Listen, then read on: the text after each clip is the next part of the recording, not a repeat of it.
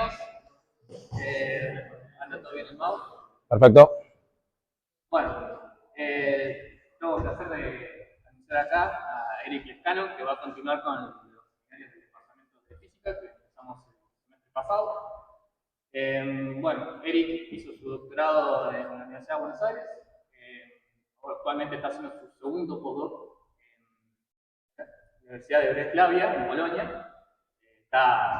Es flamante nuevo investigador de Portugal, en Lisboa. Y además tiene experiencia como divulgación científica en español. Bastante bien. Y bueno, nos va a estar hablando sobre la teoría de gravedad, de la teoría de Eric. Bueno, muchas gracias y bueno, por estar acá a todo el mundo, les agradezco mucho. Yo hice mi doctorado en la Universidad de Buenos Aires, pero hice muchos cursos acá en La Plata. Hice el curso de Campos 2 con Horacio, hice la materia de cuerdas con Martín, hice una materia con el profe Guille Silva también.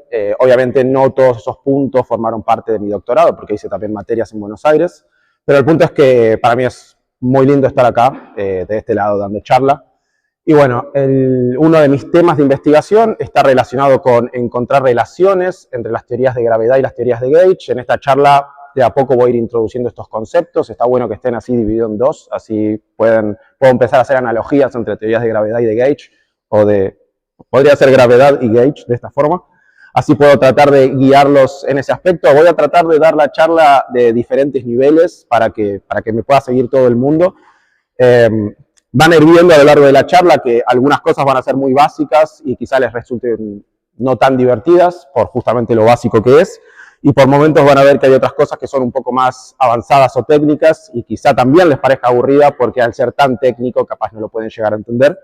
Pero la idea es que esto no sea un monólogo, sino que podamos discutir, que ustedes puedan ir sacando provecho de la charla y sacar estos conceptos básicos. Así que en cualquier momento que tengan cualquier tipo de pregunta o comentario, aprovechen y pregúntenme, porque esto claramente no es yo solo hablando acá y listo, sino que me gustaría que ustedes interactúen conmigo y se saquen dudas, preguntas y cosas así. Acá tengo el programa de lo que vamos a estar...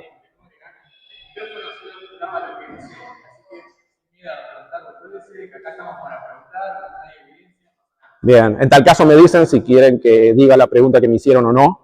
Así no tengan vergüenza o no hay problema.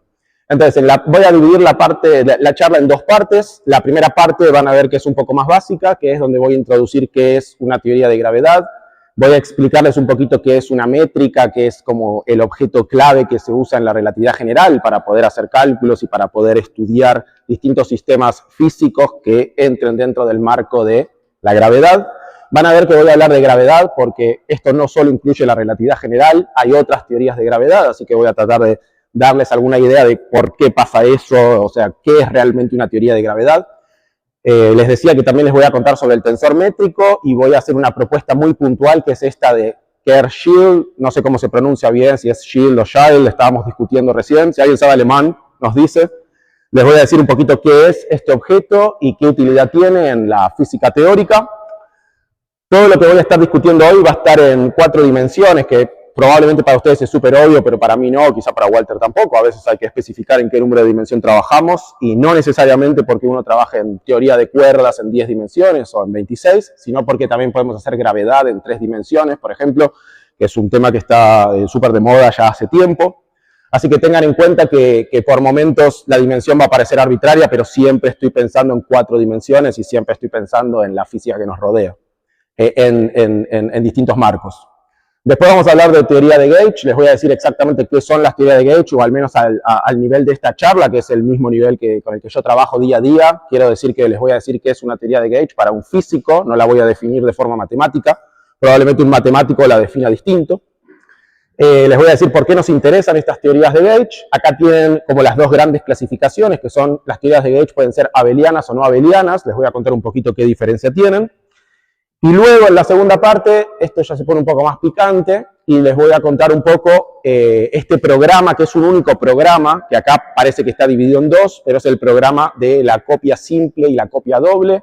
Estas son las traducciones al español de lo que es la single copy y double copy, que es un tema que está bastante de moda hoy en día porque hay algunos resultados interesantes desde el ámbito de la física teórica, que justamente trata de relacionar estas teorías, tratar de, dada una teoría de gravedad, tratar de construir una teoría de gauge, y dada una teoría de gauge, tratar de construir una teoría de gravedad. Van a ver que las teorías de gravedad y las teorías de gauge son muy diferentes entre sí, y por eso este programa es llamativo e interesante, porque no es sencillo de primeras que me den una teoría de algún tipo y que la convierta en el otro tipo. No es para nada, a primera vista no es nada fácil, digamos. Es como que estamos hablando de dos cosas muy diferentes, y les voy a contar que existen estos programas.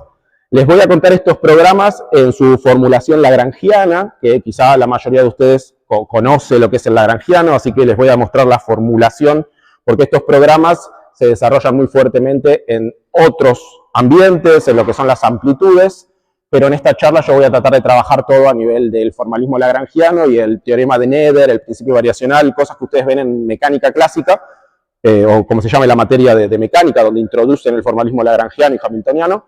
Voy a tratar de trabajar siempre en un formalismo que sea familiar para ustedes. Antes de empezar, ¿alguien tiene alguna pregunta de cualquier índole? Lo que sea. ¿Todo el mundo me escucha bien? ¿Está todo ok? Bien. Bueno, entonces, primera parte. Tengo un comentario muy interesante para hacer que quizá les pueda llamar la atención, que es que probablemente escucharon de la teoría de Young-Mills, que son estos dos caballeros, y hay uno de ellos que actualmente está vivo y tiene 103 años, y es divertido pensar cuál de ellos podría ser. Si el que comió más hamburguesas durante toda su vida o el que comió menos. Es una pregunta súper divertida e interesante, por lo menos para mí, y la respuesta es la obvia. Así que todos lo saben, así que voy a pasar. Pero es interesante, por lo menos para mí. La charla no va a ser así, no quiero engañar a nadie. Esto parece que la charla va a ser una pequeña explicación y una imagen, o parecería ser que la charla va a ser todo así, y la realidad es que no. Esto es como un gran engaño inicial para que parezca que es todo fácil, pero van a ver que enseguida voy a ser un poco más técnico, porque mi idea es no dar simplemente una charla de divulgación con dibujitos, sino que la idea es tratar de que ustedes se lleven algunos mensajes a casa.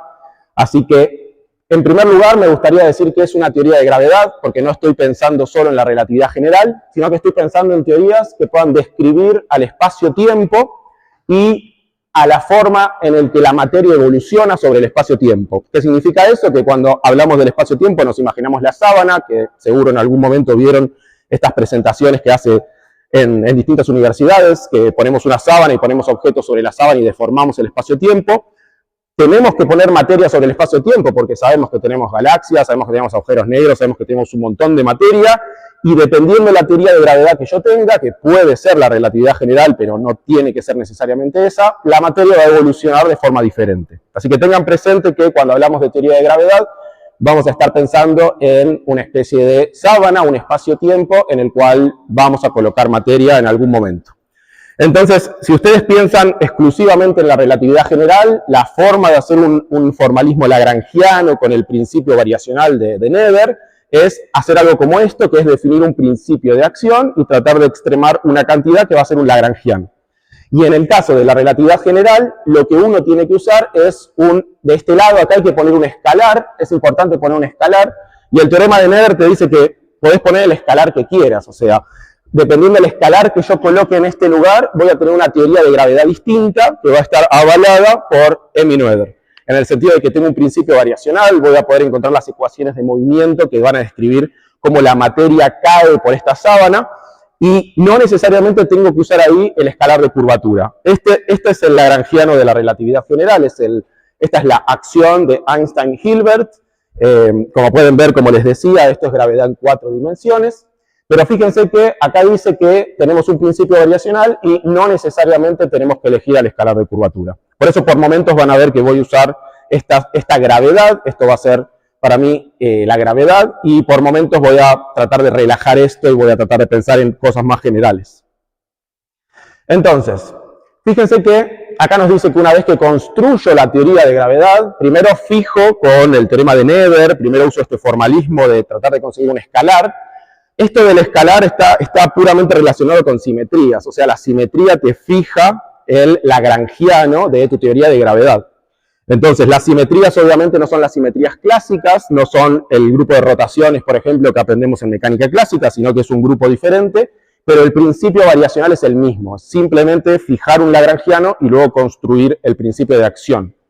Entonces, una vez que fijamos eso, por ejemplo, si elegimos la relatividad general, podemos calcular la ecuación de movimiento, como aprendimos en mecánica clásica, y la ecuación de movimiento es algo como esto, que probablemente lo vieron en muchos lugares. Generalmente acá se pone el T mun U, porque el T mun U es esta cantidad que nos permite, ya empezamos a medir la materia que está dentro de nuestra sábana, dentro del espacio-tiempo. Acá estoy pensando que estoy en el vacío, que solo tengo el espacio-tiempo, así que por eso estoy igualado a 0. Y el objeto clave, cuando nosotros trabajamos en una teoría de gravedad, el objeto clave es el tensor métrico. Esta G que tengo acá, este se llama tensor métrico, es el campo fundamental de la teoría de gravedad, es el campo con el cual voy a trabajar generalmente. Y en el caso de considerar al tensor métrico igual a la eta mun U, en este caso estás en el caso de la relatividad especial, siempre y cuando, de vuelta, fijemos el lagrangiano como en la anterior, siempre y cuando fijemos esta acción, que esto es el caso de la relatividad general. Esta métrica que está acá, que es el campo fundamental, el objeto fundamental, es la solución de la ecuación de movimiento, es la solución que va a tener esta ecuación de movimiento. Entonces, la solución puede ser plana, esto sería el caso de que el espacio-tiempo sea completamente plano, la sábana completamente estirada, y acá podemos empezar a contar un poquito deformaciones de la sábana. La sábana puede estar estirada y puedo empezar a contar acá deformaciones, y en principio las deformaciones que puedo poner son, en principio, muchas, digamos. O sea, me gustaría usar la palabra infinitas, en el sentido de que acá puedo ir mirando plieguecitos y plieguecitos del espacio-tiempo, cada vez más chiquititos, y puedo ir sumando cada vez más términos de forma perturbativa. Puedo hacer un desarrollo perturbativo acá, y típicamente estos desarrollos perturbativos son infinitos, y esto es algo que no me sirve, porque mi objetivo principal para el día de hoy es contarles de que existen relaciones entre teorías de gravedad y teorías de gauge. Y las teorías de gauge son finitas, entonces yo no puedo permitirme perturbaciones infinitas acá porque nunca voy a poder matchear, porque yo quiero conectar dos cosas y para poder conectarlas tienen que medir de igual forma. Por eso voy a estar trabajando por momentos, yo les voy a mostrar en qué momento les voy a ir llamando la atención para que ustedes lo puedan ver, pero voy a tratar de trabajar con teorías de gravedad que puedan escribirse de forma finita, que, por ejemplo, la ecuación de movimiento de la teoría, cuando yo hago el teorema de Never, me quede algo finito, que incluso el tensor métrico sea finito. Esto es una matriz, así que la inversa de esta matriz quiero que sea finita también, quiero que todo sea finito, porque de esa forma voy a tener una gravedad que puedo emparentar con una teoría de gauge. Emparentar significa que, de vuelta, acá hay como dos públicos, un lado y el otro.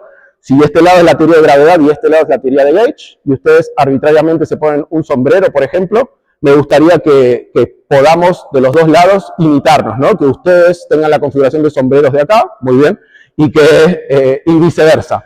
Si acá tengo infinitas personas y acá tengo finitas, nunca voy a poder emparentar las mismas configuraciones de sombrero, es imposible. Por eso, por lo menos, necesito empezar de algún lado. Lo que podría generarme infinitos, necesito empezar a cortarlo y controlarlo. ¿Está bien? Entonces, esa es una característica importante y por eso no puedo trabajar con cualquier solución de gravedad. ¿A qué me refiero con eso? Me refiero a que generalmente cuando hablamos de relatividad general, pensamos, por ejemplo, en un agujero negro, y los agujeros negros se pueden describir de esta forma. Esto puede ser esta métrica de Kerr-Schell que tengo acá, me sirve para estudiar algunos cuerpos o algunas soluciones de relatividad general, incluyendo agujeros negros de Schwarzschild, incluyendo agujeros negros de Kerr, por ejemplo, porque el agujero negro puede tener algún tipo de momento angular. Esto lo puede describir también, pero si ustedes me dicen que quieren una configuración muy puntual, quizás yo no logro con esta solución reproducir la solución que ustedes quieran. No es el caso más general. Muy bien, entonces, bueno, esta es la historia sobre gravedad. Esto es más o menos lo que tenía para contarles sobre qué es una teoría de gravedad y cómo la construimos. Y ahora paso a contarles un poquito qué es una teoría de gauge. Porque una teoría de gravedad es un poco más fácil de entender, creo, porque de alguna forma la gravedad tiene muy buen marketing. Einstein hizo un muy buen marketing de la gravedad y es muy fácil entender esto de la sabanita. Pero cuando hablamos de la teoría de gauge ya es complicado, incluso la palabra gauge, de qué es esto, de qué estamos definiendo, qué conjuntos de teorías estamos de alguna forma categorizando dentro de esta familia. Así que acá pueden leer, las teorías de Gauge son teorías que tienen simetría de Gauge. Si nos quedamos con eso, ya estamos describiendo cualquier teoría de Gauge. Y obviamente la gravedad no tiene una simetría de Gauge. Cuando hablábamos recién que la gravedad tiene una generalización de la simetría de la mecánica clásica, de estas rotaciones que aprendemos en mecánica clásica, en relatividad general eso se tiene que generalizar porque ahora tenemos que rotar sobre el espacio-tiempo. Así que las rotaciones no pueden ser puramente espaciales, tienen que involucrar el tiempo.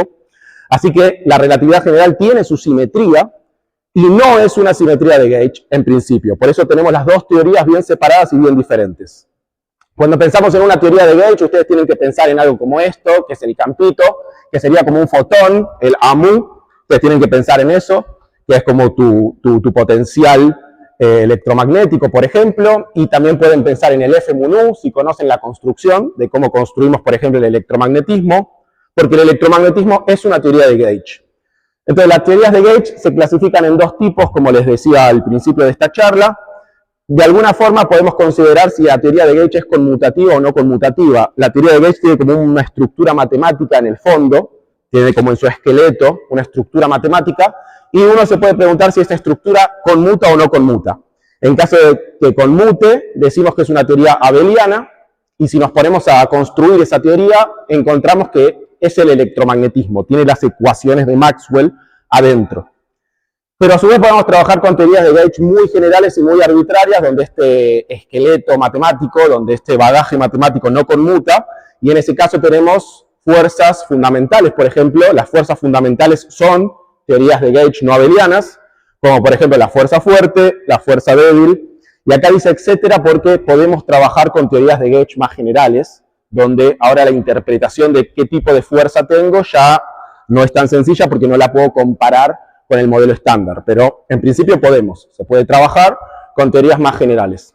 La estructura matemática está completamente bien entendida y ahora dentro de un ratito se los voy a contar. Entonces, no me acuerdo si tengo ejemplo de esto o no, déjenme ver. Sí, bien. Acá tenemos un primer ejemplo que es el electromagnetismo. De vuelta les quiero mostrar un poquito un lagrangiano y una acción, porque esto es parecido a como trabajamos en mecánica.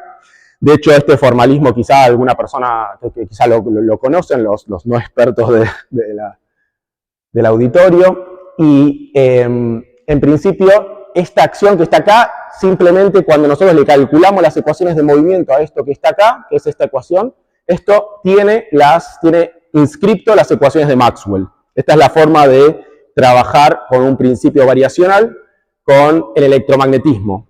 Que de primer momento ustedes se podrían preguntar, bueno, ¿qué pasa con el formalismo hamiltoniano? A mí me enseñaron los dos formalismos, el lagrangiano y el hamiltoniano. La gravedad se lleva muy bien con el formalismo lagrangiano, y por eso la teoría de Gauge nos gustaría desarrollarla en formalismo lagrangiano y después tratar de ver si conectamos las cosas, si podemos lograr, de nuevo, recuerden que el objetivo es, dada una de las teorías, tratar de construir la otra, tratar de ver cómo hacemos para crear mapas, diccionarios, que nos permita traducir de una teoría en otra. Así que la idea es trabajar en formalismo lagrangiano, ya que el formalismo lagrangiano es el formalismo con el que la relatividad general se lleva mejor. No quiere decir que no existe un formalismo hamiltoniano, quiere decir que es más sencillo comenzar con el lagrangiano en gravedad. Ahora, para el caso no abeliano, yo les contaba recién que pueden, por ejemplo, tener la fuerza fuerte. La fuerza fuerte, cada una de las fuerzas está asociado con un grupo matemático, así que el grupo de SU3 es el grupo de la fuerza fuerte. Tienen también el caso de la fuerza electrodébil, que dependiendo en qué momento, si están en la carrera de física, a través de esto va a aparecer, por ejemplo, el mecanismo de Higgs, y uno puede entender por qué ciertas cosas tienen masa y por qué ciertas cosas no. Por ejemplo, por qué los gluones no tienen masa, por ejemplo, por qué acá el fotón no va a tener masa, por qué, por ejemplo, los bosones de la fuerza débil sí tienen masa, el bosón W y el bosón Z. Todo eso se estudia a través de teorías de Gauge no abelianas en el contexto de lo que sería una teoría de Yang-Mills. Una teoría de Yang-Mills es una teoría de Gauge no abeliana genérica y nosotros, fijando el grupo de Gauge, podemos conectar con diferentes fuerzas de la naturaleza, y uno de los programas de la física teórica moderna es tratar de conectar, así como esto conecta la fuerza electromagnética con la fuerza débil en una teoría de Gauge no abeliana, la idea también es conectar a la fuerza fuerte ya desde un marco cosmológico, tratar de crear alguna especie de teoría de gauge no abeliana que me permita englobar las tres fuerzas. Ese es el programa de unificación que nos permite englobar o conectar todas las fuerzas fundamentales del modelo estándar, y uno lo que necesita es alguna propuesta de alguna estructura matemática que pueda incluir tanto a la fuerza fuerte como a la fuerza electrodébil, así que algunos candidatos podrían ser, por ejemplo, SU5, otro posible candidato podría ser SO10, otros candidatos conectados más quizá con la teoría de cuerdas podrían ser los grupos excepcionales. Bueno, los otros también están conectados de alguna forma con teoría de cuerdas, pero esto no está necesariamente conectado con la teoría de cuerdas. Esto puede ser una teoría de partículas sin necesidad de hablar de cuerdas, y uno podría hacer un escenario de gran unificación donde de alguna manera dinámica podemos explicar por qué existen las fuerzas del modelo estándar. Digamos que la pregunta es ¿por qué existe la fuerza fuerte? ¿Por qué existe la fuerza débil? ¿Por qué existe el electromagnetismo? Y una posible respuesta es porque el universo al principio tenía esta simetría. Y esta simetría, de alguna forma, dentro de esa simetría están metidas las fuerzas fundamentales que conocemos hoy en día. Este es un programa de investigación, como les digo, y a mí me resulta interesante. ¿Alguien tiene alguna pregunta hasta acá? ¿Algo que quieran rever? Tengo el ejemplito. Bueno, hicimos el ejemplito del electromagnetismo, que es este. Esto es la teoría no abeliana de Yang-Mills. El lagrangiano, si se preguntan por el lagrangiano, es muy parecido, solo que ahora esto tiene más bagaje matemático, tiene una estructura matemática adicional, así que hay que tomar alguna traza y agregar algunas cositas adicionales, que lo voy a hacer en algún momento de la charla. Pero por el momento estoy tratando de forma más general, tratar de explicarles qué es una teoría de gravedad y qué es una teoría de gauge de una forma introductoria. Estas teorías son finitas y por eso las vamos a conectar con teorías de gravedad que tengan algún tipo de desarrollo finito en perturbaciones. Entonces, esa fue la primera parte de la charla. Si alguien tiene alguna pregunta podemos responder antes de seguir avanzando por las dudas, por si alguien tiene alguna duda. Voy a aprovechar a tomar agua si piensan ustedes alguna pregunta, si quieren.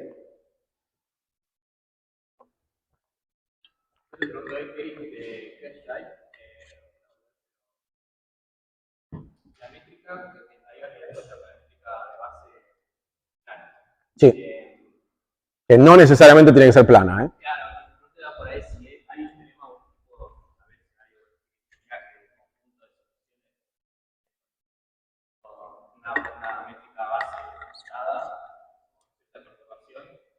La base, ya la perturbación, están conectadas a soluciones.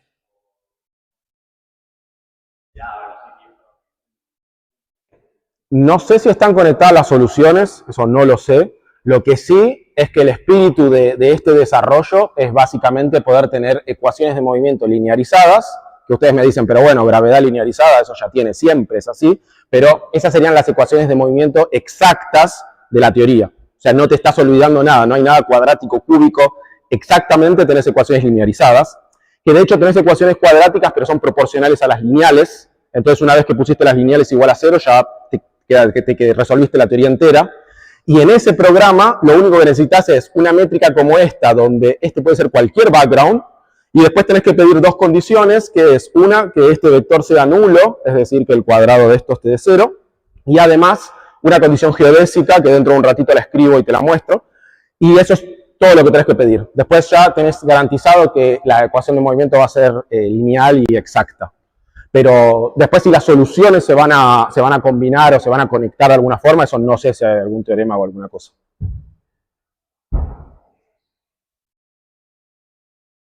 ¿Alguna pregunta más? Sí, perdón.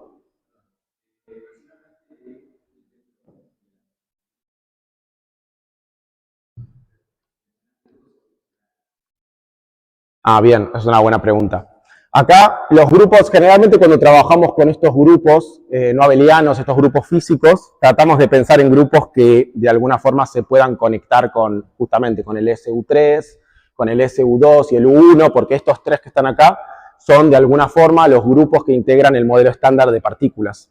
Entonces, si uno trata de pensar en grupos más generales que pueda contener estos, si uno lo piensa como una mamushka, ¿no?, que pongo muñequitas adentro de otras cada vez más grandes, trato de pensarlo de esa forma, De alguna forma, si estos son grupos SU, entonces la esperanza es que sea un grupo SU pero más grande. Entonces, de alguna forma, estos grupos son un poco más naturales, los SU, lo mismo con SO. Pero existen grupos matemáticos que también incluyen estos, que no necesariamente son grupos de gauge de tipo SU o SO, como estos excepcionales, que son grupos que tienen características matemáticas por eso se llaman excepcionales, tienen características matemáticas importantes, y en principio alguno de ellos tiene una conexión bastante rápida y bastante fuerte con, por ejemplo, la teoría de cuerdas. Entonces, si uno trata de conectar la teoría de cuerdas tiene distintas formulaciones, pero la idea es que los límites de bajas energías presentan ciertas simetrías que podemos usar para empezar típicamente uno construye desde arriba para abajo en teoría de cuerdas, uno construye, digamos, toda la teoría del todo, digamos, y uno empieza a ir para abajo. Pero en este caso estoy haciendo algo diferente, que es trato de subir, trato de encontrar algo que me pueda permitir pegar con estos tres. Desde teoría de cuerdas puedo leer algunos grupos de la teoría de cuerdas, que este particularmente es un grupo que está relacionado con una formulación puntual de la teoría de cuerdas, que es la formulación heterótica. La formulación heterótica se lleva muy bien con este que está acá, y particularmente este se puede descomponer en combinaciones de estos, por ejemplo, también aparece este. Depende cómo lo descompongas también, hay muchas posibilidades, pero digamos que son grupos que tienen su interés matemático y que a su vez están muy conectados desde física de altas energías, ya no necesariamente de partículas. Bien, buena pregunta, muy buena. ¿Alguna pregunta más? ¿Algo que quieran saber? Ahora vamos a pasar específicamente a lo que es el programa de la copia simple y la copia doble, que es esta idea de, dada una teoría de gravedad, construimos una teoría de gauge, o dada una teoría de gauge, construye una teoría de gravedad, todo a nivel de formalismo lagrangiano. Entonces la idea es un poco esto, ¿no? Que las teorías de gravedad y de gauge pueden ser casi lo mismo, y esto va a valer en algunos límites, obviamente, porque estamos haciendo física, así que esto tiene un límite de validez, así que les voy a decir exactamente cuál es el límite de validez de cada cosa. Entonces, en este caso estoy construyendo teorías de gauge desde teorías de gravedad. Eso significa que mi comienzo con un principio variacional, como les contaba al principio de la charla, tengo mi teoría de gravedad, voy a empezar con la relatividad general, tomamos la relatividad general de Einstein, necesitamos encontrar una solución, y obviamente vamos a usar la solución de Kerr-Schild, que es esta solución que me da ecuaciones de movimiento lineales, finitas. Entonces, esas ecuaciones me gustaría, de alguna forma, emparentarlas con una teoría de gauge, para que se conviertan en una teoría de gauge. Entonces, lo que vamos a hacer es una identificación formal. Tratar de forma general, tratar de pensar que algunas de estos vectores que tengo en el espacio-tiempo van a ser justamente fotones, de alguna forma, van a ser campos de gauge. Voy a hacer una identificación de este estilo. Voy a empezar a proponer, esto es como jugar un poco a ver qué pasa. ¿Qué pasaría si yo agarro una teoría de gravedad y ahora tengo todas cosas de gravedad, y todos mis vectorcitos de gravedad los estoy diciendo formalmente que van a ser fotones, de alguna forma, que van a ser campos electromagnéticos, un potencial electromagnético. Entonces, en ese caso, si bien es un juego, lo que nosotros tenemos es una nueva teoría que va a ser una teoría que va a ser puramente una teoría de gauge, porque perdió toda su identidad gravitatoria gracias a esta identificación. Toda la gravedad estaba contenida en este vectorcito, este campito que tenía lo estoy igualando a 1 para que no pase nada. En casos más generales podría conseguir otro tipo de teorías de gauge. Este es un caso muy, muy particular, que es el caso de la copia simple, que va de Kerr-Schild a Maxwell. Es decir, quiero construir las ecuaciones de Maxwell. Por ejemplo, imagínense que Maxwell nunca nació, no tenemos idea cuáles son las ecuaciones de Maxwell. Bueno, si yo tengo las ecuaciones de la relatividad general, pongo una solución de Kerr-Schild y emparento los vectorcitos con fotones, de ahí voy a sacar las ecuaciones de movimiento de Maxwell. Esto reproduce exactamente la ecuación de movimiento, esta que está acá, que era la que nos daba el principio variacional cuando ponemos el lagrangiano del electromagnetismo. Para poder hacer esto y para que esto funcione bien, es importante imponer una condición extra, que es lo que discutíamos con Lucas antes. Necesitamos tener una ecuación adicional, porque esta es la ecuación que me permite cortar las ecuaciones de movimiento. No solo necesito poner una solución de Kerr-Schild, porque la solución de Kerr-Schild es finita, pero las ecuaciones de movimiento todavía no lo son. Necesito imponer una condición extra, que es la condición geodésica, y de esa forma la teoría completa, la ecuación de movimiento, pasa a ser finita. Quiere decir que ya no tengo, cuando miro la sábana del espacio-tiempo, impongo esta condición, ya no tengo pliegues finitos sobre la sábana, no me estoy perdiendo de nada, estoy describiendo toda la teoría, es una teoría linealizada, y cuando emparento de esta forma el vector de la relatividad general con el fotón, encuentro las ecuaciones de Maxwell. Este programa que yo les estoy contando, se los estoy mostrando minimizando el número de ecuaciones, para que ustedes tengan el mínimo número de ecuaciones y la máxima ganancia, digamos, para que no sea aburrido para ustedes y que no sea muy técnico. Pero este programa que yo les estoy mostrando a nivel de lagrangiano, que en física teórica se llamaría en un formalismo off-shell, este programa es un programa que empezó a desarrollarse a través de las amplitudes, a través de amplitudes de scattering.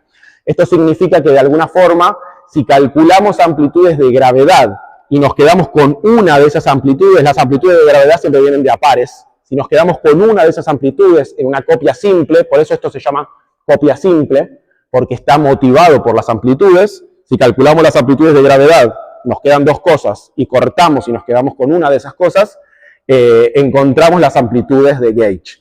Ese es el programa de la copia simple, y yo lo que les estoy mostrando es el programa a nivel lagrangiano, que calcular este tipo de mecanismos en un formalismo lagrangiano es más difícil. Los avances van más lento, pero a su vez es más moderno, porque esto es reciente. No extremadamente reciente, pero estos formalismos de agarrar un lagrangiano y convertirlo en el otro, son cosas que recién ahora estamos aprendiendo cómo se hacen, que son cosas que no es nada fácil. Si bien esto parece súper sencillo, porque simplemente me estás diciendo que la L es igual a la A y después todo lo demás es igual, van a ver ahora dentro de un rato que hacer lo opuesto, empezar con una teoría que sea puramente gauge, no abeliana, cualquiera, la que quieran ustedes, la fuerza fuerte. Fuerza fuerte es QCD, pueden agarrar QCD, pueden agarrar QED, que sería el electromagnetismo, pueden agarrar cosas raras y tratar de llegar a una teoría de gravedad desde este lado. Ahora se los voy a mostrar, pero van a ver que es mucho más desafiante. Así que, sí. La conexión, en la condición de esta derivada covariante, la derivada covariante, me imagino que es derivada parcial más. Sí, sí. Esos Cristóforos, ¿cómo los determinás? ¿Con el G-mu o con el eta-mu? Está buenísima la pregunta, está muy bien. El Christoffel con el eta-mu no existe porque ya estás en espacio claro, así que es 0. Igualmente, esto vale para, como decía Lucas también, esto vale para backgrounds que no necesariamente sean planos, por eso ahí tenés esa conexión. Y esta condición se pide para ambas conexiones. Tenés que pedirlo para esta y para la derivada 0, que sería la del background. Así que para ambas necesitas validar eso. Y de hecho se puede probar usando el ANSAT, como todo es tan chiquito y simple, se puede probar que es la misma condición. No estás pidiendo dos condiciones, es lo mismo. Eso es lo único que necesitas agregar para que las ecuaciones de movimiento te queden lineales. Son lineales, pero son exactamente lineales. No tenés términos, no tenés correcciones perturbativas cuadráticas o cúbicas en este parámetro, que es el parámetro kappa. Este parámetro kappa que estamos poniendo es, ¿dónde está el parámetro kappa? Este parámetro kappa me mide de alguna forma si la perturbación es lineal, si es cuadrática. Cuando trabajamos en gravedad linearizada, por ejemplo, acá ponemos h-mu, y esa es la gravedad linearizada, pero cuando yo trabajo así sé que me estoy olvidando de los términos k cuadrado, k cubo, porque tengo muchos. En cambio, en este caso, este ANSAT es completamente general, y en principio acá uno puede trabajar con cualquier background. Podrías agarrar una esfera, por ejemplo, y acá poner la métrica de la esfera, y acá deformar con Kerr-Schell, y igualmente te quedaría una ecuación linearizada, y pedirías esa condición geodésica para los dos backgrounds, para el inicial y para la deformación, y es la misma condición. Podés probar matemáticamente fácilmente que es la misma. Entonces, por linealidad de la recta, que queda simplemente la condición. Sí. Entonces, ahora la idea es invertir este programa, este proyecto, cómo poder hacer lo opuesto, invertir el programa en el sentido de que nosotros recién vimos que si agarramos gravedad, agarramos este Kerr-Schell puntual, identificamos de cierta forma, uno puede construir las ecuaciones de Maxwell, y ahora lo que nos gustaría es al revés, tomar, por ejemplo, las ecuaciones de Maxwell o ecuaciones un poquito más complejas, que serían las de Young-Mills, y tratar de ver cómo podemos hacer ciertas identificaciones a nivel del lagrangiano, a nivel off-shell, sin hablar de amplitudes, sin hacer cosas que involucren amplitudes, simplemente trabajando con el formalismo lagrangiano de toda la vida y tratar de convertir un lagrangiano en el otro. El lagrangiano de Yang-Mills lo queremos convertir en el lagrangiano de Einstein. Y eso lo vamos a poder hacer, pero lo vamos a tener que hacer orden a orden en campos. Tenemos que ir trabajando en potencias del campo, que ahora les digo exactamente a qué me refiero con eso, pero vamos a tener que trabajar con potencias de campo y este programa lagrangiano actualmente se conoce a orden cuadrático y a orden cúbico. A orden cuártico ya es un poquito más complicado trabajarlo y yo por lo menos no conozco resultados todavía en este formalismo lagrangiano. Entonces, esto es un poquito más complicado. Como les decía antes, esto no es solamente poner que lo que pusimos antes de A igual a L es bastante parecido, porque es esto que tengo acá. Este campo que tengo acá, que el índice lo pueden pensar que está abajo, no pasa nada, pueden pensar que las dos cosas están abajo. Este campo que está acá va a tener una parte simétrica y una parte antisimétrica. Así que de alguna forma la regla en la cual convertimos al fotón, esto lo pueden pensar como el fotón, en el que convierten el fotón en un campo de gravedad, es muy parecida, es exactamente igual. Esto es como invertir la flecha. Ahora tengo que el campo de Gauge me va a dar una combinación de campos de gravedad con una parte simétrica y una parte antisimétrica. Pero es más difícil de explicar, por lo menos en este momento es más desafiante, explicarles estas dos relaciones que están acá, porque justamente esta es la copia doble. Entonces estamos empezando con una teoría de tipo Yang-Mills, vamos a tener campos de Gauge y vamos a tener estas estructuras matemáticas que les decía. Básicamente esta que está acá, por ejemplo, mide la no conmutatividad de la teoría de Gauge. Les decía que las teorías pueden ser abelianas o no abelianas.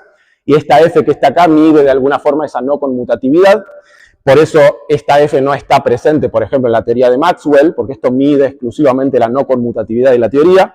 Y todos los ingredientes, fíjense que todo lo que tenga I, J, K, estas letras, las letras del abecedario, de nuestro abecedario y no del abecedario griego, fíjense que estas letras las tengo que convertir en letras del abecedario griego de alguna forma. Acá tengo I, J, K y de este lado tengo mu, nu y ro. Acá tengo nu, ro y mu. Y acá tengo ro, mu, nu. Tengo las cíclicas. Esto es como una suma cíclica.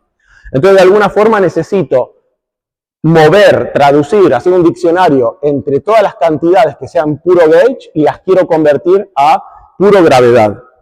Simplemente hago el comentario que es un poco más técnico, pero para las personas que tienen más idea de cómo se hacen estas cosas, en el sentido de cómo se establecen estos diccionarios, uno lo que hace es, empieza con Yang-Mills, pero empieza con el lagrangiano de Yang-Mills en espacio de momento. Uno toma Yang-Mills en espacio de momentos. Y entonces, en espacio de momentos, ahora las derivadas tienen esta forma. Son como justamente momentos. Así que el lagrangiano de Yang-Mills en espacio de momentos, el orden cuadrático va a tener uno de estos, va a tener una de estas métricas de Cartan-Killing, va a tener un propagador y va a tener dos campos, A, A. Entonces la idea es identificar esta estructura de Gauge con justamente esto que está acá, que es el propagador. Así que fíjense que lo que estamos haciendo es algo que a nivel de física de propagadores o de funciones de 3 puntos, esto que está acá es una función de 3 puntos, y si nosotros tuviéramos que seguir este programa, naturalmente lo que pensaríamos es, seguiríamos de la misma forma, trataríamos de tener alguna identificación de combinaciones que nos formen funciones de 4 puntos, funciones, bueno, dependiendo, como la teoría de Yang-Mills es finita, la cantidad de puntos es finita también. Pero bueno, el programa, lo que trato de decir acá es que la idea del programa de copia doble es convertir cantidades que son puro Gauge en cantidades que sean puro gravedad, igual que antes, pero ahora tengo un paso adicional que es transformar de vuelta, porque esto está en espacio de momentos y hay que volver al espacio de configuraciones. Así que de alguna forma este programa, como pueden ver, es más difícil, es más complicado, es más laborioso hacer un mapa de copia doble y tratar de duplicar las teorías de Gauge para encontrar teorías de gravedad. Y en principio acá lo que estamos haciendo, estamos tomando Yang-Mills y estamos llegando a una teoría de gravedad, y la realidad es que ¿a qué teoría de gravedad piensan que vamos a llegar? ¿Cuál es la teoría de gravedad que piensan que voy a llegar una vez que haga este mapa de copia doble, que convierta mi teoría de Gauge en teoría de gravedad? ¿Cuál piensan que es la teoría de gravedad? Que alguien se arriesgue porque le va a pegar. Perfecto, relatividad general, muy bien, sí, exacto. Vamos a llegar a relatividad general, pero lo interesante que tiene este programa es que yo les decía que esta identificación ahora, que está acá, tiene una parte simétrica y tiene una parte antisimétrica. Y en relatividad general, nuestro tensor métrico es un tensor puramente simétrico. Eso significa que este programa nos está dando relatividad general, pero nos está dando algunas cositas extra. Es relatividad general, pero hay algunos componentes extra. Y si quieren saber qué es lo extra que hay acá, acá tienen el lagrangiano. Este formalismo lo que me dice es que hay una parte simétrica, que es la H que tengo allá, y una parte antisimétrica, que es la B. Y cuando nosotros inspeccionamos, miramos con precisión la parte cuadrática y la parte cúbica, el lagrangiano que se forma, formalmente empezamos de este lagrangiano, hacemos las identificaciones, encontramos la relatividad general es esta parte, esto con esto, me forma la relatividad general, pero además me aparecen cosas extra, me aparece un campo escalar y una parte antisimétrica, que es ese campo B que tengo allá. Quiere decir que el principio de acción que encuentro es un principio de acción más complicado y curiosamente es el límite de bajas energías de la teoría de cuerdas, que no necesariamente significa que aparece la teoría de cuerdas completa, pero sí es un indicio de que estos mapas que estoy usando, esta manera de mapear teorías de gauge en teorías de gravedad, son mapas que tienen de alguna forma información de cuerdas dentro, de alguna manera. Acá les digo que esto no es sorprendente, quizá para algunos de ustedes sí sea sorprendente o no, no lo sé, pero yo les digo que esto no es muy sorprendente porque la idea de la copia doble, cuando se empezó a trabajar la idea que alguien dijo por primera vez, agarremos una teoría de gauge y convirtámosla en teoría de gravedad, esa idea comenzó dentro del marco de la teoría de cuerdas con un argumento que es bastante simple, que es, ¿qué pasa si yo tengo una cuerdita abierta, tengo una segunda cuerdita abierta y las conecto de un lado y las conecto del otro? Las conecté y de repente tengo una cuerda cerrada.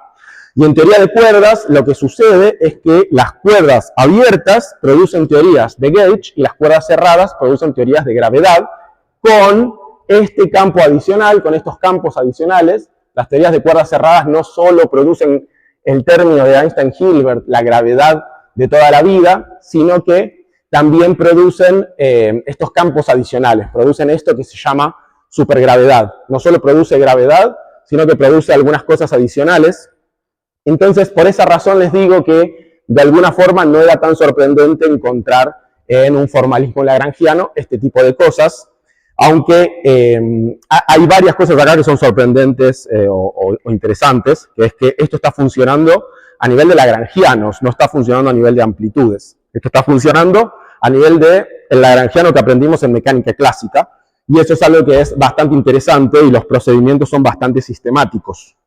Entonces, es algo que a mí por lo menos me parece interesante y por eso lo traje hoy para contarlo.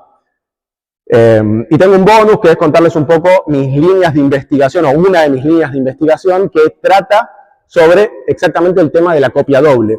Es exactamente lo mismo que les mostré recién, solo que nuestra idea con mis colaboradores, que son Gabriel Meneses, que está en este momento en San Pablo, en Brasil, y también Alejandro Rodríguez, que está por terminar su doctorado acá en la Universidad de Buenos Aires.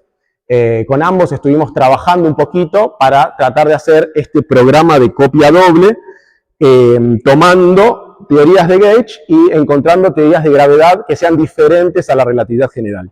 Entonces nosotros comenzamos primero explorando el caso de la gravedad de Weyl, que es una gravedad conforme, y la gravedad de Weyl se puede obtener con algo que es básicamente solamente esta parte. Si tomamos solo esta parte podemos obtener Weyl gravity, lo que sería gravedad conforme, y empezamos a pensar cómo podríamos cambiar esa gravedad conforme por una gravedad más interesante que involucre tensores de la relatividad general, por ejemplo como el Riemann al cuadrado, ya que este Riemann al cuadrado es algo que esto es un escalar, es algo que podemos hacer el teorema de Never y construir una gravedad nueva utilizando el tensor de Riemann al cuadrado. Eso da una teoría de gravedad y a su vez podemos combinar esta teoría de gravedad con la teoría de gravedad de Einstein-Hilbert, por ejemplo, y empezar a construir cosas que se parezcan más a las correcciones del límite de bajas energías de la teoría de cuerdas, lo que es el programa de Alpha Prime Corrections, tratar de usar este tipo de argumentos para construir lo que serían estas Alpha Prime Corrections, estas correcciones de cuerdas, estos efectos de cuerdas que modifican un poquito la gravedad. ya que, como les mostré en la diapositiva anterior, fíjense que, perdón, la diapositiva anterior o acá. Acá les estoy mostrando que la teoría de cuerdas, de alguna forma, predice lo que nos enseñó Einstein y toda la gente que trabaja en gravedad usual, pero la teoría de cuerdas te dice que hay algunas cosas extra. Y no solo son campos extra, sino que pueden ser correcciones a este escalar que está acá, como por ejemplo este Riemann al cuadrado que les mostraba antes. Entonces es interesante que la teoría de cuerdas de alguna forma te dicta cuáles son los términos, y el programa de la copia doble, como está relacionado con la teoría de cuerdas, en algún punto, como en algún punto de estas identificaciones hay ingredientes de cuerdas o simetrías de cuerdas, entonces es, por lo menos para mí, interesante ver qué tanto uno puede usar este programa para construir cosas nuevas, como por ejemplo esto. Empezar de una teoría de gauge. Esto es una teoría de gauge que tengo acá. Fíjense que este es el F de Maxwell si quieren, pero es una teoría de gauge no abeliana. Esto simplemente es un campo escalar. Estas dos cosas integran una teoría de gauge y acá esto es un mapa de copia doble. Entonces lo que hicimos es, comenzamos explorando este tipo de soluciones, y esto la verdad que es bastante reciente, que hicimos con Alejandro porque tiene más o menos un año. Y fíjense que acá pueden ver que en general cuando uno publica un paper o termina un paper, a veces hay que esperar un montón hasta publicarlo, porque esto significa que el paper lo hicimos en 2024, en septiembre. Esto es septiembre de 2024. Y nuestro paper todavía está en referato. Todavía estamos esperando el reporte de PRD, que obviamente no es el primer reporte. Primero, esto es una revista, por las dudas, por si alguien no lo sabe, esto es una revista internacional. El primer reporte no lo mandamos a PRD, sino que lo mandamos a PRL, porque consideramos que este resultado era muy importante. Y después de algunas idas y vueltas con esa revista, nos mandaron a esta otra revista que es de la misma editorial. Y todavía ahora estamos esperando algunos reportes para terminar de publicar el trabajo. Pero pueden ver acá que por momentos la ciencia puede ser un poco más lenta y por momentos la ciencia puede ser un poco más rápida. Así que esta es una línea de investigación, que es la línea de copia doble, en la cual estamos considerando teorías de gauge y las estamos convirtiendo en teorías de gravedad, que pueden ser teorías nuevas o teorías conectadas, por ejemplo, con teorías conocidas, como las de la teoría de cuerdas. Y otra cosa para anunciar, que es como un aviso parroquial, que es que va a haber una conferencia, que es la QCD Meets Gravity, que es en diciembre del 15 al 19, y las aplicaciones, el deadline de las aplicaciones es el 2 de noviembre para ir. Si alguno es alumna doctoral, tienen tiempo para registrarse, ya que en principio, si aplican, podrían financiarles el viaje, en el sentido de que hay dinero para financiamiento. Así que esta es una conferencia interesante. Y es una conferencia, acá no se ve bien, pero si tienen ganas, busquen información sobre esto, porque es una conferencia que está relacionada con la copia doble, exclusivamente con el tema de copia doble que les contaba recién. Y bueno, hay otra idea que estuvimos trabajando este año. Este es un paper fíjense que es de febrero de este año, de 2025, y este ya está publicado en PRD. Fíjense que a veces las cosas pueden ser muy rápidas y a veces pueden ser muy lentas. Este es un paper en el cual también utilizamos la copia doble, pero ahora, en lugar de tomar Yang-Mills usual, trabajamos Yang-Mills con un nivel adicional de no conmutatividad. Esto es algo bastante técnico, esto es algo un poco difícil para explicar ahora exactamente qué significa esta no conmutatividad, pero es una no conmutatividad diferente a la no conmutatividad del grupo de gauge. Y la idea es mostrar cómo esta teoría no conmutativa nos puede dar gravedades no conmutativas diferentes, que en términos generales esas gravedades se suelen construir con ciertas herramientas matemáticas que son un poco complicadas, así que usando este tipo de mapa de copia doble tenemos acceso a alguna gravedad puntual, que es la que surge de esta relación, que es una teoría de gravedad no conmutativa. Y esto lo hicimos a nivel cuadrático en el parámetro de no conmutatividad. Sé que no les dice mucho a ustedes esto, pero significa que no está hecho en el caso más general, sino que tratamos de mostrar alguna cosa nueva, lo mínimo que podíamos hacer, que era trabajar en este caso, a nivel cúbico en campos. Como les decía, este tipo de formalismos lagrangianos se conocen hasta nivel cúbico en campos. Y bueno, si a alguien le interesa para leer, ustedes simplemente escriben estos números en Google y les sale el paper nomás para chusmear y para ver cómo es uno de estos papers, o para leer un poco, o incluso para ponérselo a ChatGPT y pedir que lo explique de una forma un poco más sencilla o más difícil si no lo explicamos del todo bien. Así que bueno, esta es una línea de investigación con Larisa Yonke, que es investigadora en Zagreb. Yo hice mi posición anterior en el grupo de ella en Croacia, en un grupo que se conoce como el Ruđer Bošković, ahí en Zagreb. Y empezamos a trabajar justamente el año pasado en este tema porque es un tema que es interesante en el sentido de que uno puede sistemáticamente construir lo que sería la teoría de gravedad de una teoría de gauge no abeliana. Uno pone acá una teoría de gauge y usa el mecanismo que les enseñé y uno puede pasar a construir una teoría de gravedad nueva, de alguna forma. De hecho, esta teoría de gravedad, por ejemplo, tiene términos que van como Riemann al cubo, pero estos Riemann al cubo están contraídos con este parámetro de no conmutatividad cuadrado. Y bueno, acá tengo las conclusiones de la charla para que se lleven a casa 3 conclusiones. La primera es qué son las teorías de gauge. Las teorías de gauge son teorías con simetrías de gauge, como vimos, que algunos ejemplos fueron el electromagnetismo como teoría abeliana, la fuerza fuerte, la fuerza débil, y tenemos generalizaciones, diferentes tipos de generalizaciones. También vimos lo que es una teoría de gravedad. Es una teoría que permite describir al espacio-tiempo desde la geometría diferencial y no necesariamente casándose con la relatividad general. Hay otro tipo de teorías de gravedad que también podemos construir. Obviamente, la teoría de la relatividad general es muy interesante. No es solamente marketing, sino que realmente es muy interesante.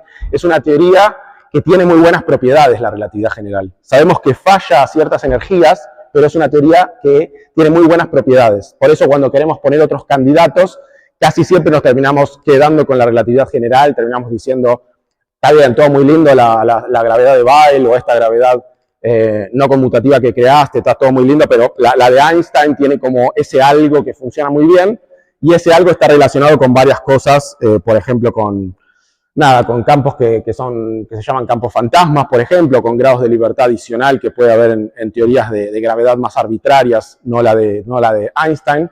Por eso, al final del día, es complicado crear una teoría de gravedad que pueda superar a la relatividad general, pese a que sabemos que la relatividad general necesita corregirse de alguna forma. Sabemos que la relatividad general funciona bien hasta cierta energía. La relatividad general necesita corregirse. Sabemos que está la mecánica cuántica por un lado, la relatividad general por el otro. Una de esas dos hay que modificarla un poquito porque no las podemos combinar. Y el punto hoy en día, por lo menos en el panorama de estos temas, es que la modificación tiene que venir por el lado de la relatividad general para subir las energías y empezar a corregir de a poco esta teoría. Y justamente este tipo de programas ayudaría a conseguir este tipo de correcciones, por ejemplo, lo que veíamos acá que era un Riemann al cuadrado, o otro tipo de términos que puedan servir para ir corrigiendo la relatividad general. Pero bueno, son temas de investigación complicados, no en el sentido técnico de hacer la cuenta, sino complicado de... Einstein la hizo muy bien, o sea, la teoría de Einstein tiene propiedades muy buenas, y es complicado encontrar algo que permita corregir correctamente a la teoría. Así que bueno, acá no hablé mucho, en esta charla no hablé mucho del Vielbein, pero el Vielbein siempre está ahí porque es una especie de raíz cuadrada del tensor métrico, de alguna forma. Así que el Vielbein también lo pueden considerar un campo fundamental y de alguna forma está metido en todo esto que fuimos discutiendo. Y la última conclusión que tengo para el día de hoy es que las teorías de gravedad y las teorías de gauge se pueden construir las unas a las otras, no sé si está bien dicho eso, con el programa de copia doble y con el programa de copia simple a nivel lagrangiano. Recuerden que es una propuesta que se llama así, off-shell, la propuesta lagrangiana. Ya hay trabajos intentando construir correcciones cuánticas, que son estas correcciones en términos superior de derivadas. Parte de mi línea de investigación es tratar de construir este tipo de correcciones cuánticas usando la copia doble, que de alguna forma es un mecanismo sistemático para tratar de encontrar estas correcciones. Así que espero que prontamente les pueda seguir contando sobre estas cosas, particularmente si me siguen en Instagram. Así que si me siguen en Instagram pueden escuchar sobre mis avances, porque ahí estoy permanentemente tratando de contarles lo que estoy haciendo y cómo va avanzando, qué cosas funcionan y qué cosas no. Así que bueno, básicamente eso es todo lo que tenía para decir. Este es mi canal, si tienen ganas de seguirme o si no me conocen, Dami.Física Teórica. Bueno, les agradezco mucho haber venido. Muchas gracias.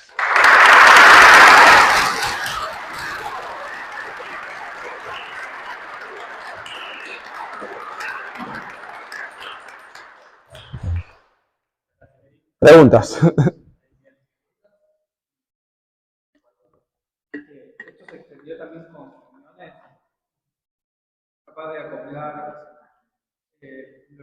ira con alguna forma fermiones al electromagnetismo y obtener su gravedad completa. Por ejemplo, en este tipo de copia doble, decís, poner, por ejemplo, algún fermión en lo que sería la supergravedad heterótica y tratar de encontrar, por ejemplo, un gravitino, algo así.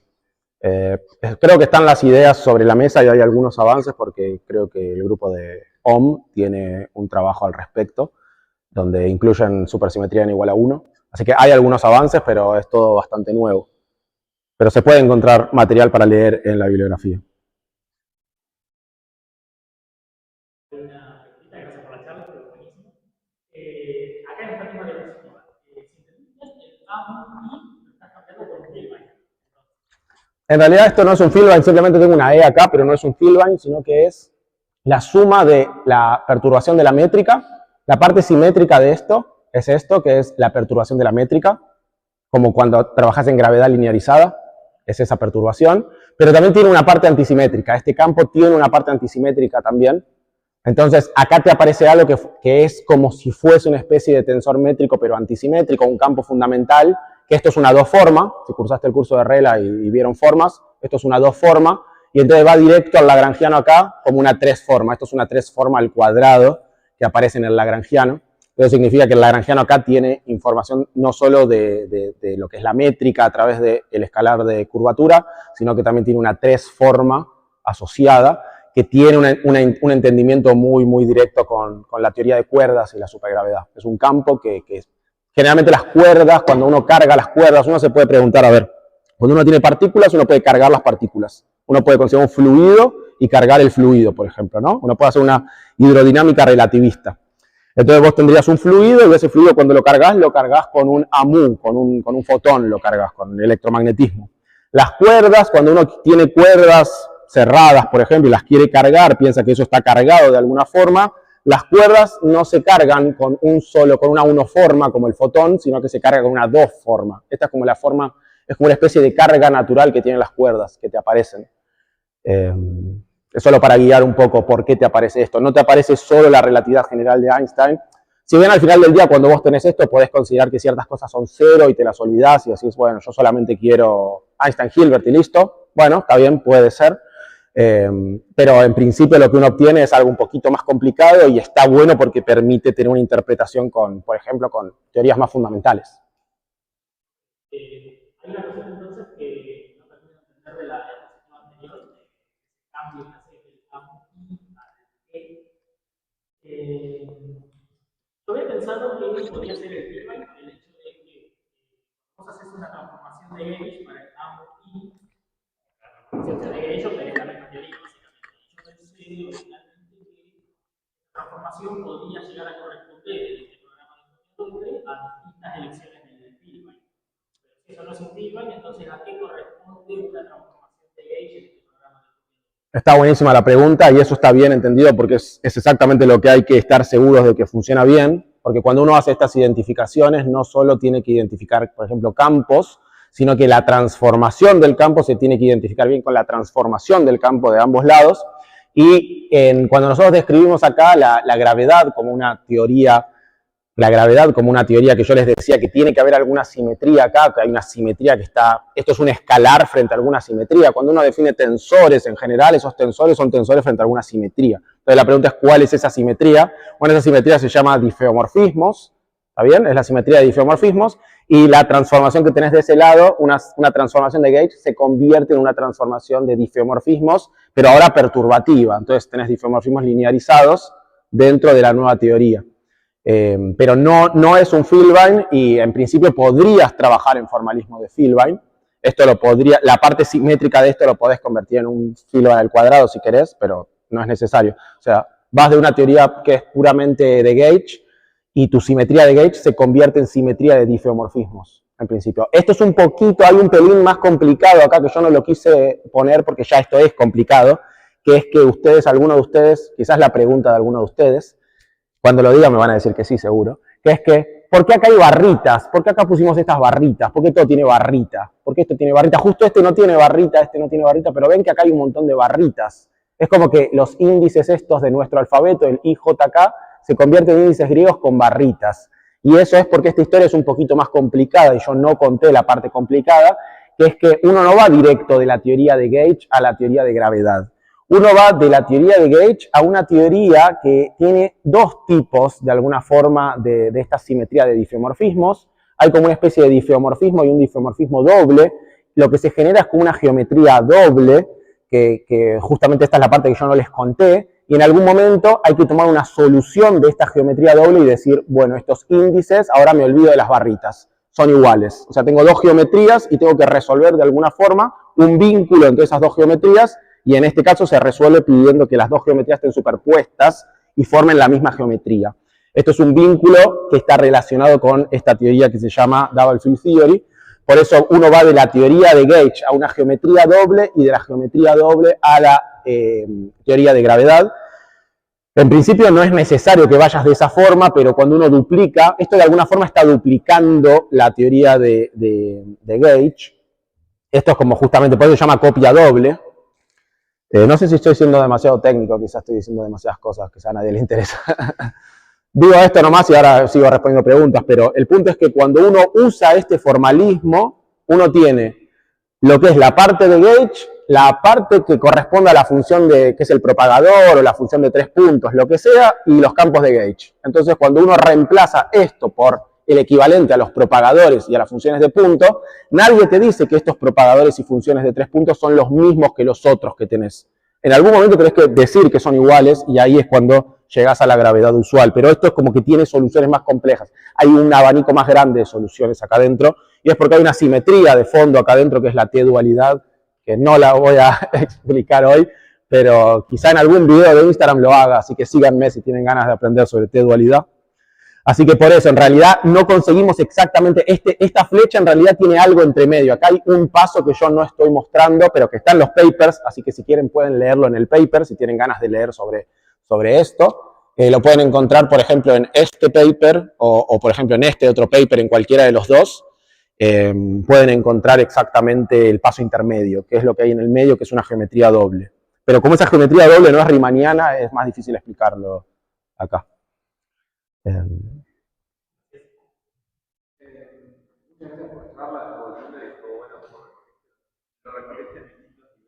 Muchas gracias. Una pregunta acerca de la noción de superposición. Quisiera saber qué dinámica de interacciones se incorporan. Bueno, el campo escalar, si bien tiene ahí un término que es una derivada cuadrática, una derivada al cuadrado, no veo nada de eso, es algo que hemos visto antes, pero ¿qué pasa con la exponencial? ¿Y qué pasa más específicamente con el h cuadrado, que es h, y qué dinámica de interacción? Está muy buena la pregunta y te la voy a responder en un caso simple, si me permitís, así también puedo llegar a todo el mundo, que es que nosotros cuando trabajamos en cosmología, por ejemplo, podemos agarrar algo que es parecido o exactamente esto, nos olvidamos de toda la cosa nueva y nos olvidamos del exponencial. Tenemos esto que está acá, que es la relatividad general, y podemos buscar soluciones del tensor métrico que sean soluciones cosmológicas. Es decir, pensamos que ahora tenemos el espacio-tiempo, el universo evolucionando, y de alguna forma ahí adentro vamos a poner un fluido perfecto. Entonces el universo se expande adiabáticamente. Ven todo lo que ven en las materias de cosmología, por ejemplo, la inflación, que esté el inflatón, que decaiga. De hecho, el inflatón podría ser algo parecido a esto, por ejemplo. Por eso tampoco hay tantas cosas nuevas.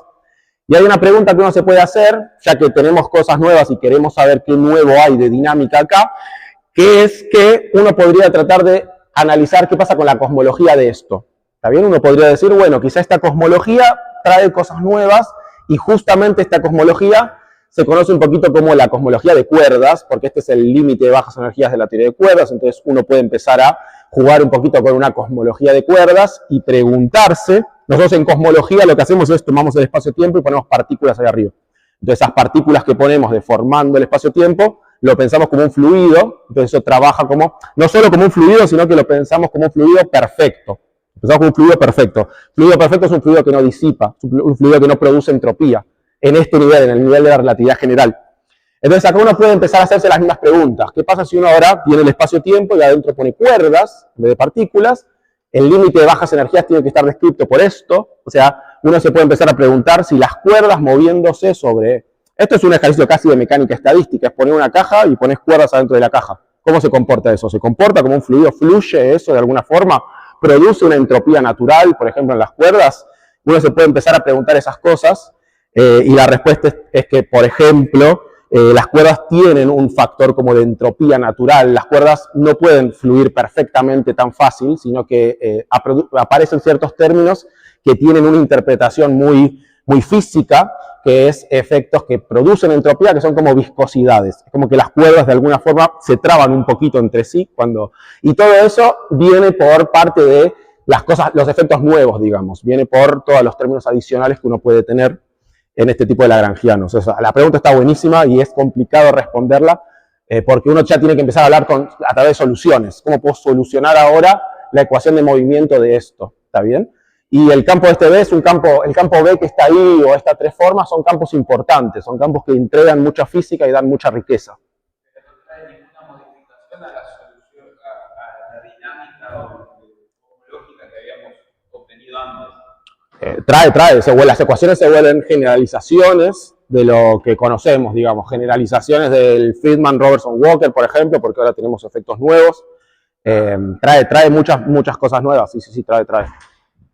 Y además esto, les decía, esto es como la punta del iceberg, porque de vuelta, toda esta teoría por detrás tiene un montón de correcciones en derivadas, así que dependiendo qué tipo de formulaciones pienso que tiene atrás, qué tipo de teoría de cuerda tiene atrás, a este lagrangiano le faltan un montón de cosas, o sea, uno puede agregar un montón de cosas. Eso si propones un ansatz tipo Kershil. Si no mediado por algo que te permita entender las potencias. No, de nada.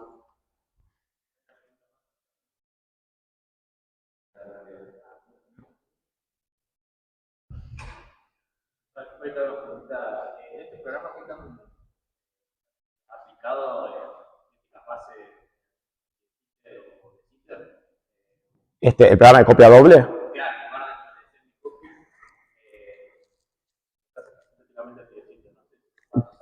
Tipo con holografía, decís, una cosa así.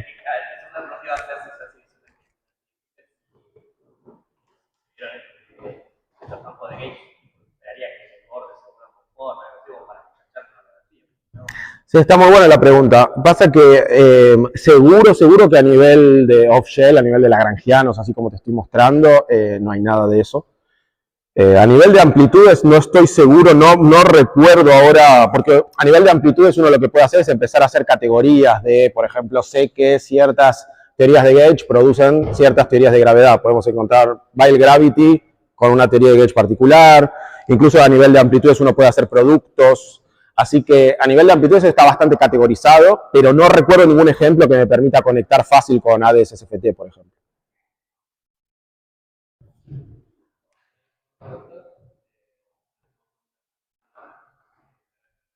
Muchas gracias a ustedes.